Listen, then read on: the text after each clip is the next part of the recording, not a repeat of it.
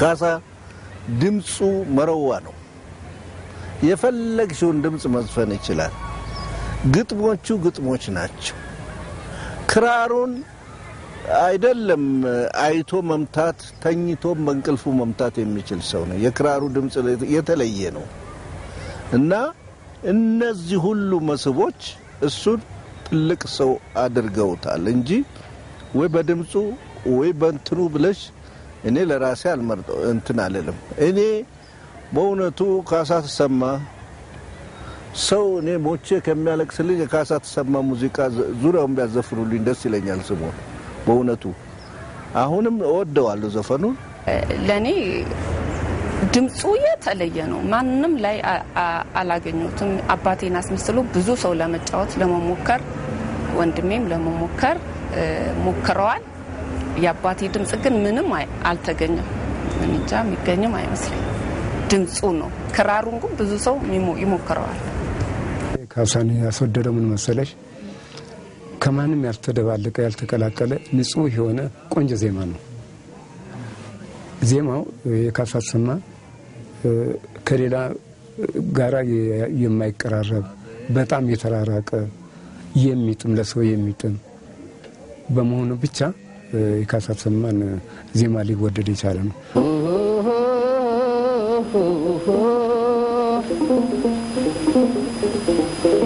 ኳታስ ዲያለው በፍቅሯስ ስለት መሞቴነውና አትወጣም ያሉይለት ያምባሰል ተማጋች ይናያውቅ ሚግባኝ በድህነቴ ላይ አንቺን ጣለብኝ አንቺን ጣለብኝ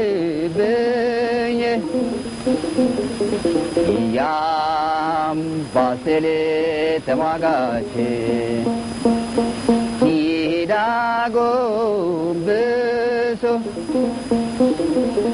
የመለስ ይስቃል የልቡን አድርሶ ካሳ ተሰማ እሱና ክራሩ በጋራ ሆነው ሲወዛወዙ በራሳቸው ዓለም ውስጥ ገብተው ሲዋዥቁ ይቆዩና በዘፈኖቹ ተመስጦ ራሱን የሚስትበት ሁኔታ ነበር ይባላል አንዳንዶቹ ደግሞ ካሳ ተሰማ ሙዚቃውን ከክራሩ ጋር ያወያየ ስሜቱን ሲተነፍስባት ይቆይና ዘፍኖ ሲጨርስ ክራሩን ይሰባብረዋል ይላሉ ሲሉን የሰማዋት ጓደኞቹ ባይኔ ግን ያየሁት ነገር የለም በርግጥ የተሰበረ ክራር ደርሶኛል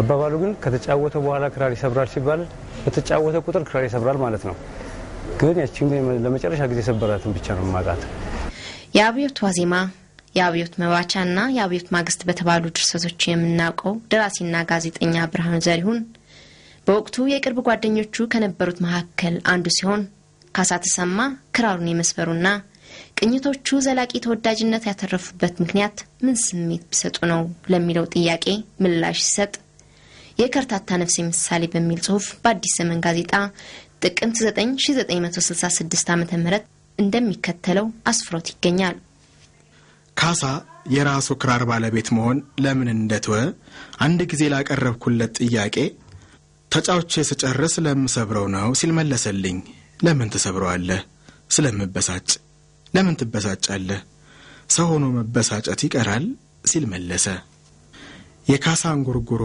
የደስታ ለደስታ በደስታ ያለ መሆኑ ባህሪ ከዚያ ላይ ይመስለኛል ካሳ በክራር ቅኝት በወጣትነት ያለምነው የፍቅርና ተስፋ የምኞት መሟላት ዓለም ፍለጋ ነፍሱን ይልካታል ትሄዳለች ትንከራተታለች ወደዚህ ሸካራ ዓለም ትመለሳለች ቅኝቱ ሲቆም ነፍሱና ራሱ የወደቀ ፍቅር የተሰበረ ተስፋ የተሰናከለ ዓለምና ምኞት በሰፈነባት ግዙፍ ዓለም ውስጥ ናቸው ነፍሱ ትቅበጠበጣለች ተበሳጭቶ ክራሩን ይሰብረዋል ተገንዝበን እንደሆን የካሳ ክራርን ጉርጉሮን ስንሰማ ደስታ ፈንጠዝያ የማይሰማን በዚህ ምክንያት ይመስለኛል።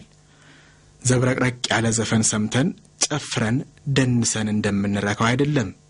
የካሳ ክራር ስሜት በትካዜና በመጽናናት መካከል መስመጥ ነው። የነፍስ ሌላ ዓለም ፍለጋ መሄድ በመጨረሻም አያረካም። ነፍስ አትረካ የፈለገችውን ሳታገኝ ትመለሳለች። ከዚህ ከሸካራ ዓለም የተለየ ተስፋ የፍቅር የሰላምና የደስታ ዓለም ለማግኘት መንከራተት በብዙዎቻችን ዘንድ አለ። በዚህ ጽሑፍ ካሳ ሙዚቃ የጀመረው ካንዲት በፍቅር ከወደቀላት ኮረዳ እንደተጋጨ ነው ሲል ደራሲና ጋዜጠኛ ብርሃኑ ዘሪሁን ይገልጻል። ለዚህም ይሆናል ካሳ ተሰማ በመለያየት ዙሪያ የሰራቸው ዘፈኖቹ የግጥም ይዘታቸው ጠንከር ያሉ ስሜትን የሚኮረኩሩ ትኩረትን የሚያጭሩና መቼም ቢደመጡ የማይደበዝዝ ቀለም ያላቸው ሆነው የምናገኛቸው። የአባይ ውሃ ሞልቶ ይፈሳል ቦይ ለቦይ ምን ነው በህልሜ መጣሽ ደህና አይደለሽም ወይ አባይን ተሻግሮ አባይ አለ ወይ ሞትና መለየት አንድ አይደለም ወይ ሞትና መለየት ምን እኩል አደረገው ያው ሞት ይሻላል ቁርጡን የታወቀው አባይ ውሃ ሞልቶ ይፈሳል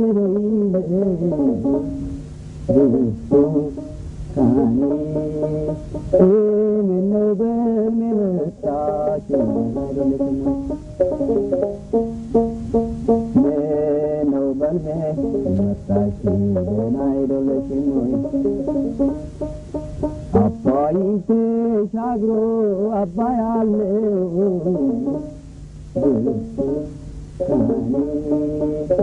ሞትና መለየት አንድ አይደለም ወይ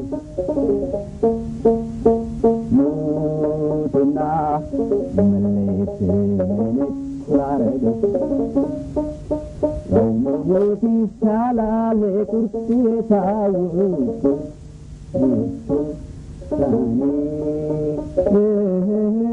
ማለቷ በጣም ዋንጅ ነው የማይሞተው ካሳ ዘላለማዊነት ጉዳይ ከተነሳ በብቁ አብነት ይተከሳል ካሳ ስሜት አንበርካኪው በጣፈጠ ዜማ የትዝታው ንጉስ ያካሳ ተሰማ ካለም ተለይቶ አፈር ሆኖ ስጋው አለ በመንፈሱ በህያው ይጸጋው የመለክቱ አንደበት የመንፈሱ ቋንቋ የሐሴቱ መልህቅ ረቂቋ ሙዚቃ ዛሬም ተሰማለች በው ድምጹ ቃና አለች ከሰዎች ጋር አልሞተችምና ተፋጫው ቅላጼ ውቢቱ ሙዚቃ የጊዜን ቆይታ ዘመንን ሰንጥቃ የመኖር ኃይል ያላት ሳትለወጥ ደምቃ ነፍሱን ተቆራኝታ መንፈሱን ተዋርሳ በስትንፋሱ ሙላት እንደ ጅረት ፈሳ በባቲ ባምባሰል በትዝታ ፋኖ በፍቅር ታሽማ ትንቆረቆራለች በሱ ጡም ዜማ ዛሬም ተሰማለች ጎልታ እንደ መለከት ሞትን አሸንፋ የድሉ በረከት ካሳ አለፈ ሞተ ማን ይላል ተለየ በባቲ ባምባሰል ባንቺ ሆዬ ለኔ በትዝታ ፋኖ ሲጓዝ እየታየ እንደ ካሳ ተሰማ ሚያዝያ 1968 ዓመተ ምህረት አሰላ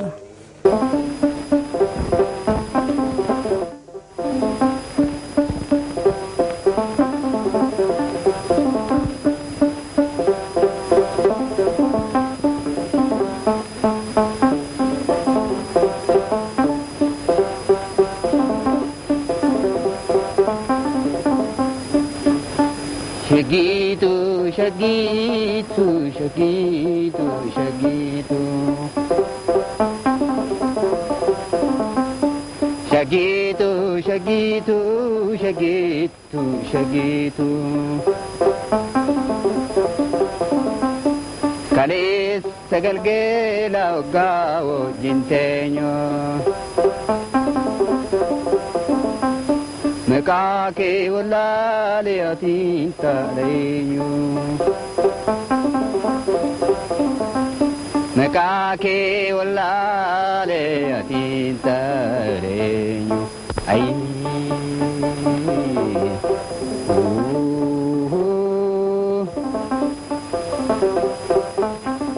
የካሳ ዘፈኖች ማጣጣም መች ነው የጀመርሽው በስማት ስንት ዓመትሽ ነበር ይዛኔ? በወጣትነቴ ነው በ20ዎቹ መጀመሪያ ላይ ነው። ያኔ እንግዲህ የወጣትነት እድሜ የፍቅር እድሜ ነው፣ የምኞት እድሜ ነው፣ የሥራ እድሜ ነው እና ፍቅር በዳሰሰኝ ጊዜ የሱ አገላለጽ የውስጤን ስሜት የሚሰማኝን ስሜት ይገልጽልኝ ስለነበር ወደው ነበር። ካሳ ተሰማ 2 ጊዜ ትዳር መስርቷል። 8 ልጆችን ወልደዋል። የመጀመሪያው ልጁ አሸናፊ ካሳ በ1974 ዓመተ ምህረት ወደ ክብር ዘበኛ ኦርኬስትራ በኋላም ማዕከላዊ እዝ ኦርኬስትራ በተባለው በእግረኛ ማርሽ ተቀጥሮ ሲሰራ ልክ እንደ አባቱ ሙዚቃ የመጫወት ዝንባሌ ያደረበት። በተለይ ካሳን የናፈቁ አድናቂዎቹ እጦታቸውን በልጁ ሊያካክሱት እንደ ካሳ ተሰማ እንዲሆንላቸው ይደግፉትና ያበረታቱት ነበር። በዚህም የተነሳ አንዳንድ ዘፈኖቹ በመድረክ ላይ ተጫውቶ እንደሚያውቅ ገልጾልኛል። እንደሚታወቀው አሸናፊ የታዋቂው ድምጻዊ ካሳ ተሰማ ልጅ ነህ። እስቲ ካሳ ተሰማ ቤት ውስጥ ምን አይነት ባህሪ ነበረው? በርግጥ ትንሽ ልጅ ቢሆንም ማስታወሰው ነው ያል ቤት ውስጥ ጥሩ አባት ነበረ። ልጆቹን ይወዳል። በርግጥ ተቆጪ ነው፣ ቆጣል፣ ግን ወዲያው ይመለሳል። በብዛት ግን የሚያሳልፈው ውጭ ስለሆነ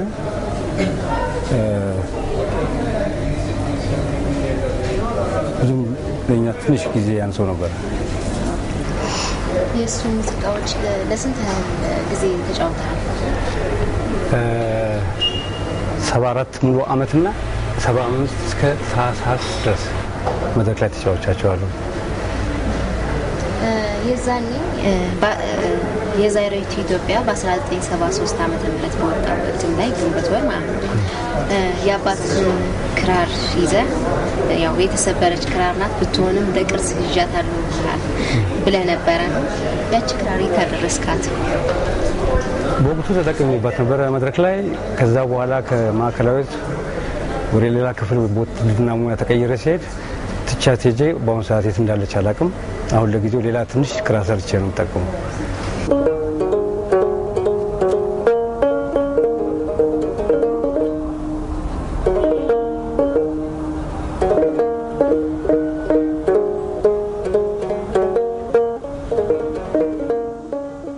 የካሳ ተሰማ ዘፈኖች እንዴት ነው የምታያቸው? ምን አይነት ስሜት ይፈጥሩብሻል? ደስታ ይሰማኛል። ሰማው ለደስታዬም ለሐዘኔም ጊዜ እሰማቸዋለሁ፣ አዳምጣቸዋለሁ። የትኛው ዘፈን ነው በጣም ተወጂው ዘፈን? ሸግዬ የሚለውን ሸጊቱ የሚለውን ዘፈን እወዳለሁ። ብዙ ነገር ነው የሚሰማኝ። ለምሳሌ በመንገድ ላይ እየሄድኩ በሬዲዮ ከሰማው ካፌ ከሆነ ካፌ ቁጭ ብዬ እስኪ ጨርስ አዳምጣለሁ። በመንገድ ወደ ቤት መሄድ ከሆነ በቶሎ እርምጃዬን ጨርሼ ሄድና የትኛው ጣቢያ ላይ እንደሆነ አስተካክዬ አዳምጣለሁ። ክሩም አለኝ ብዙ ጊዜ አዳምጣለሁ። ካሳ ተሰማ ለእናቱ ልዩ ፍቅር እንደነበረው ይነገራል። እስቲ አንተ ግለጽልኝ። ያውም የሆነ የታሪክ አጋጣሚ አለ፣ አሳዛኝ ታሪክ አጋጣሚ አለ የሚል ነገር አንብቤያለሁና አንተ ራስህ እስቲ ግለጽልኝ። አዎ እናቱን እጅግ በጣም ይወድ ነበር። እሳቸውም ያው የመጀመሪያ ልጃቸው ስለሆነ በህይወት ያለ ማለት ነውና በጣም እጅግ በጣም ይወዱት ነበር። አጋጣሚ ተፈጠረው ማለት ከስራ መልስ ካሳ ከጓደኛው ጋር ወደ መዝናኛ ቦታ ሄደው እዛ አካባቢ ጸብ ፈጠርና እንደተባለው ማለት ነው የመሳሪያ ተኮሳል ጥይት። እሳቸውም ይሰሙና ይሄን ልጄ ነው ብሎ ሲሮጡ እሱም ደግሞ እናት የተደነገጣች ብሎ ሲሮጥ ወደ ቤት ማለት ነው እሳቸው ወርቁና ድንጋይ መቷቸው ወዲያው ይሞታሉ። ሲደርስ እሳቸው ሞተዋል። እና እናቱ ከነበረው ጥልቅ ፍቅር የተነሳ አይምሮን ስቶ የተወሰነ ወር በአማኑኤል ሆስፒታል ሕክምና አድርጎ ወደ ስራ ተመልሷል። በፍቅር ተነድፎ መንፈሱ ሲነካ ባንቺ ነው የሰው ልጅ የልቡን የሚያረካ ትካዜ ሲለው ሰው ባንቺ ይጽናናል እስከ እንዳንቺ ፈዋሽ ከወዴት ይገኛል። ነፍሴ ወደደችሽ ጦርነትሽን አውቃ የዓለም መድኃኒት ነሽ ፈዋሽ ነሽ ሙዚቃ ሲል የሙዚቃ ሞገስ በተባለው ዜማው ተዘርዝሮ የማያልቅ የሙዚቃ ጥበብ ብልሃት ያሞካሸው ካሳ ህያውና የማይጠገቡ ስራዎች ትቶልን በ47 ዓመቱ ጥቅምት 1 ቀን 1966 ዓመተ ምህረት ህይወቱ አልፏል። ከ1964 ዓመተ ምህረት ጀምሮ ከክብር ዘበኛ ሙዚቃና ቲያትር ክፍል በጥሮታ የተሰናበተ ሲሆን በወቅቱ የ50 አለቃነትን ማዕረግ አግኝቶ ነበር። በአሁን ሰዓት አሁን የካሳ አድናቂዎች ያው አፈላልገውም ቢሆን ዘፈኖቹ ያገኙታል ይሰሙታል ግን እንዲሁ በቀላሉ ገበያ ላይ የሚገኝ አይመስለኝም ሳስበው አይገኝም ደግማችሁ ለማሳተም ደግማችሁ አዲሱ ትውልድ እንዲያዳምጠው የማድረግ ሁኔታ ሲልም ወይ በእናንተ በልጆቹ በቤተሰቡ